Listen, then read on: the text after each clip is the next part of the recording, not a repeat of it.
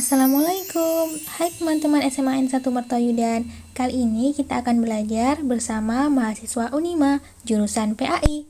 Nah, video ini disusun oleh Latifa Dwi Suryani, Amalina Dina Islamiyati, Asri Nasrurrahman, dan Muhammad Saad. Topik pembahasan yang akan kita bahas mengenai qada dan qadar, hakikat qada dan qadar, makna iman kepada qada dan qadar, hikmah iman kepada qada dan qadar. Kemudian dari makna iman ini menjadi meyakini kepada qada dan qadar dan menjadikan semangat bekerja. Nah, apa sih qada dan qadar?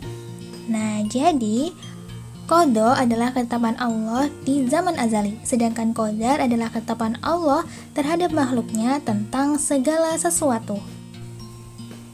Pengertian tersebut diilhami dari ayat Al-Quran seperti firman Allah sebagai berikut. Allahu ya'lamu ma tahmilu kullu unsa wa ma taghidul arham wa ma tazdad wa kullu shay'in 'indahu bimiqdar.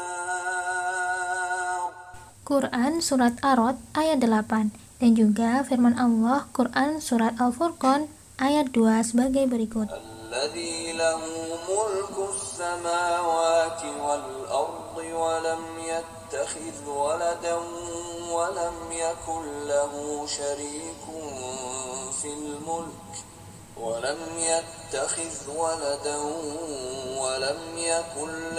شريك في الملك وخلق كل شيء فقدره تقديرا. Jadi hubungan antara qada dan qadar ibarat rencana dan perbuatan. Perbuatan di sini yaitu perbuatan Allah Subhanahu wa taala berupa qadarnya sesuai dengan ketentuannya. Apa arti iman kepada qada dan qadar? Nah, jadi iman kepada qada dan qadar artinya percaya dan yakin dengan sepenuh hati bahwa Allah Subhanahu wa taala telah menentukan tentang segala sesuatu bagi makhluknya. Beriman kepada qada dan qadar merupakan salah satu rukun iman. Yang keberapa? Ya, benar, yang keenam. Jadi, seorang muslim tidak sempurna dan sah imannya kecuali beriman kepada qada dan qadar Allah Subhanahu wa taala. Nah, jadi teman, setiap muslim itu wajib mengimani qada dan qadar Allah yang baik atau yang buruk. Seperti firman Allah Quran Surat Al-Hajj ayat 70. Alam ta'lam anna Allah ya'lamu ma fis samaa'i wal ard. Inna dhalika fi kitab. Inna dhalika 'ala Allah yasir. Dan juga Quran Surat Al-Hadid ayat 22. ما أصاب من مصيبة في الأرض ولا في أنفسكم إلا في كتاب من قبل أن نبرأها إن ذلك على الله يسير. Ada 4 prinsip iman pada qada dan qadar. Yang pertama adalah iman kepada ilmu Allah yang qadim atau tidak berpermulaan, dan ia mengetahui perbuatan manusia sebelum mereka melakukannya. Yang kedua, iman bahwa semua qadar Allah Subhanahu wa taala telah tertulis di Lauh Mahfuz. Yang ketiga, iman kepada adanya kehendak Allah Subhanahu wa taala yang berlaku dan kekuasaannya yang bersifat menyeluruh. Kemudian yang terakhir, yang keempat adalah iman bahwa Allah Subhanahu wa taala adalah zat yang mewujudkan makhluk. Allah Subhanahu wa taala adalah sang pencipta dan yang lain adalah makhluk. Benarkah ada qada dan qadar baik dan buruk? Nah, jadi bagi manusia dan makhluk lain ada pandangan takdir baik dan buruk. Tapi dalam pandangan Allah Subhanahu wa taala, semua takdir itu baik.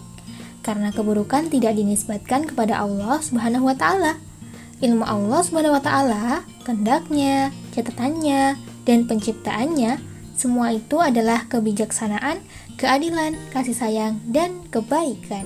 Hal ini juga sudah diterangkan dalam Quran Surat Yunus ayat 44 yang artinya, sesungguhnya Allah Subhanahu wa ta'ala tidak berbuat zalim kepada manusia sedikit pun, akan tapi manusia itulah yang berbuat zalim kepada dirinya sendiri. Takdir dibagi menjadi dua, yaitu takdir mu'alaq dan takdir mubram. Takdir mu'alaq adalah takdir yang erat kaitannya dengan ikhtiar manusia.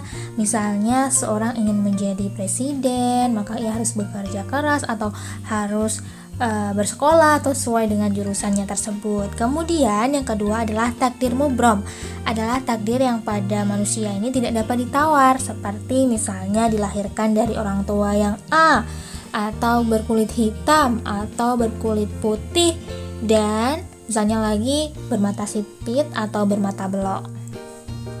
Adakah hubungan yakin qadar dan qadar dengan semangat bekerja? Coba kita simak berikut ini. Nah, jadi seseorang yang yakin dengan takdir bahwa nasib manusia telah ditentukan Allah Subhanahu wa taala sejak sebelum dilahirkan, tetapi tidak berarti manusia hanya tinggal diam dan hanya menunggu, sebab keberhasilan tidak datang dengan sendirinya. Dan janganlah takdir sebagai alasan untuk malas berusaha dan berbuat kejahatan. Seseorang yang yakin dengan takdir Allah, maka dia akan menumbuhkan sikap optimis pada takdir terbaik Allah Subhanahu wa taala. Nah, yang selanjutnya adalah semangat berusaha atau berikhtiar. Nah, bahwa manusia hanya memperoleh apa yang telah dia usahakan, dan sesungguhnya usaha itu kelak akan diperlihatkan kepadanya. Nah, kemudian akan diberi balasan kepadanya dengan balasan yang paling sempurna. Yang selanjutnya dia tak lupa akan berdoa, karena doa adalah ikhtiar batin yang besar pengaruhnya bagi manusia yang meyakininya. Hal ini karena doa merupakan bagian dari motivasi intrinsik bagi yang meyakininya. Nah, doa akan memberikan energi dalam menjalani ikhtiarnya, karena Allah Subhanahu wa taala telah berjanji untuk mengabulkan permohonan orang yang bersungguh-sungguh memohon. Firman Allah, Aku mengabulkan permohonan orang yang berdoa apabila ia berdoa kepadaku. Quran Surat Al-Baqarah ayat 186. Setelah berdoa, kemudian adalah bertawakal. Bertawakal adalah menyerahkan segala urusan dan hasil ikhtiarnya hanya kepada Allah Subhanahu wa taala.